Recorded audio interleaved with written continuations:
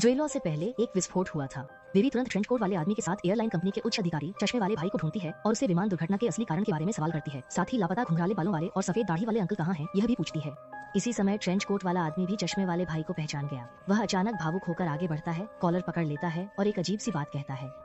तुम कमीने, तुमने ये सब क्या कर दिया है?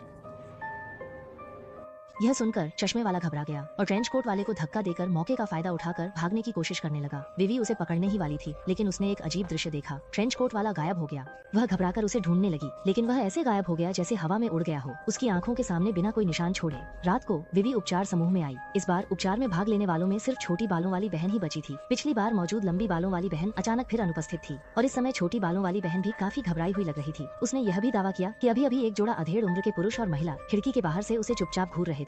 ठीक उसी समय जब विवी संदेह में थी, बूढ़े लुओ उसके पास आया और कहा कि उसे दुर्घटना की सच्चाई याद आ गई है। उस समय विमान के इंजन में आग लग गई थी और विस्फोट हो गया था, जिससे विमान दुर्घटनाग्रस्त हो गया। अब तीनों को यकीन हो गया कि एयरलाइन कंपनी में गड़बड़ है। वे सब मिलकर विवी के घर पहुंचे और पहले भावनात्मक रूप से टूट चुकी छोटी बालों वाली बहन को शांत कर सुला दिया।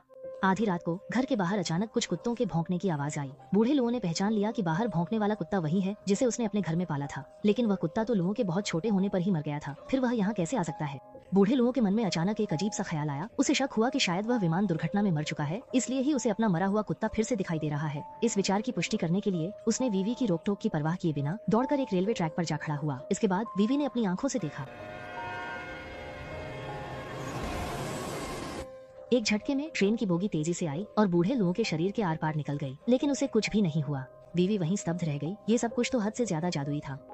वह परेशान होकर घर लौटी और हैरानी की बात यह थी कि जरूरत से ज्यादा उत्साही पड़ोसन उसके घर में ही थी, जबकि बिस्तर पर लेटी छोटी बालों वाली बहन कहीं नजर नहीं आ रही थी। सिर चकराई विवी ने मजबूरी में पड़ोसन से पूछा, छोटी बालों वाली बहन कहाँ गई? पड़ोसन ने मुस्कुराते हुए बताया कि छोटी बालों वाली बहन को उसके माता पिता घर ले गए हैं, लेकिन विवी को याद है कि छोटी बालों वाली बहन ने कहा था कि उसके माता पिता की मौत उसकी 6 साल की उम्र में एक हादसे में हो गई थी।